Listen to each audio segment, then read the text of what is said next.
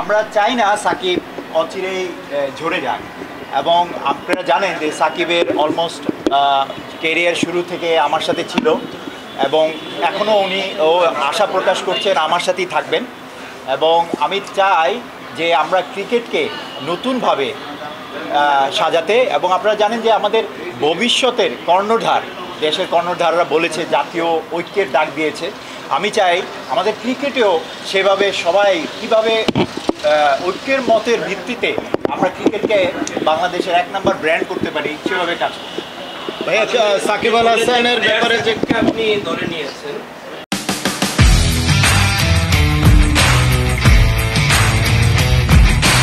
Player সাকিবই কিন্তু national টিমের হয়ে টেস্টে খেলে রিটায়ার করার একটা প্ল্যান ছিল এবং সেভাবেই সব কিছু আগাচ্ছিল, কিন্তু সার্টেন কিছু ইস্যুর কারণে ওই ঘটনাটা শেষ পর্যন্ত হয়নি। সাকিবকে যে আপনি প্রিমিয়ার লিগের দলে নিয়েছেন বা তাকে যে খেলানোর প্ল্যান করেছেন, এটা কি সরকারের কোনো পক্ষের সঙ্গে কি আপনি কোনো কথা বলেছেন? আমি তো সরকারের লোকও না, আমি কারোর সাথে কথাও বলিনি। তবে যতটুকু আমরা বুঝতে পেরেছি বা আমি বুঝতে পেরেছি, আপনারা দেখেছেন যে সাকিবকে, আমি মনে করি আমি যদি ক্ষমতায় থাকতাম তাহলে সাকিবকে খেলানো হতো, বিকজ সাকিবের অবদানেই কিন্তু আমরা চ্যাম্পিয়ন্স ট্রফি খেলতেছি। এই প্লেয়ারটাকে বাদ দিয়ে চ্যাম্পিয়ন্স ট্রফিটা খেলাটাও আমাদের অনুচিত আমি মনে করি, এটা আমার ব্যক্তিগত মত।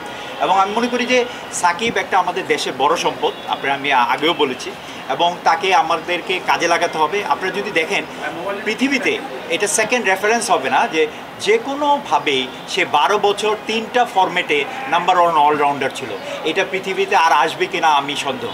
এবং ওকে আমাদেরকে অনেকভাবে, আপনারা দেখেছেন বিভিন্ন দেশে লিজেন্ডদেরকে পালে, তাদেরকে নার্সিং করে। যেমন মনে করেন টেন্ডুলকারকে বলা হয়েছিল যে ও কখন রিটায়ার্ড করবে, আর আমরা আমাদের পক্ষ থেকে আমরা ফোর্স করি প্লেয়ারকে রিটায়ারমেন্টের জন্য।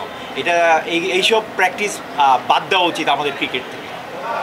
সাকিবের ক্ষেত্রে বিপিএল এর সময় অনেক চেষ্টা করা হয়েছিল, বিসিবিও অনেক ধরনের চেষ্টা করেছে, কিন্তু আলটিমেটলি সাকিবকে আনা যায়নি। আপনাদের সাইড থেকে এবার কেন মনে হচ্ছে যে শেষ পর্যন্ত লিজেন্ডস অফ রূপগঞ্জের জার্সিতে সাকিব নামতে পারবে?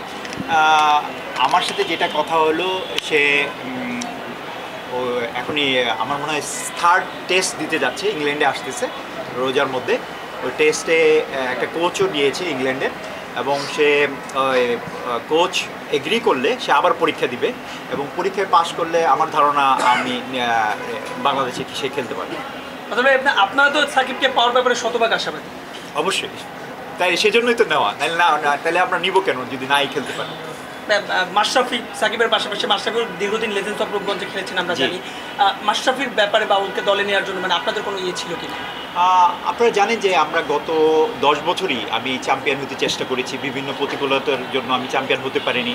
আমার টিমে বিভিন্নভাবে প্লেয়াররা খেললে বা ন্যাশনাল টিমের প্লেয়ারদেরকে খেলতে দেওয়া হয়নি, এবং বিভিন্নভাবে তাদেরকে ন্যাশনাল টিমে নেওয়া হতো না, সেভাবে হুমকি দেওয়া হতো।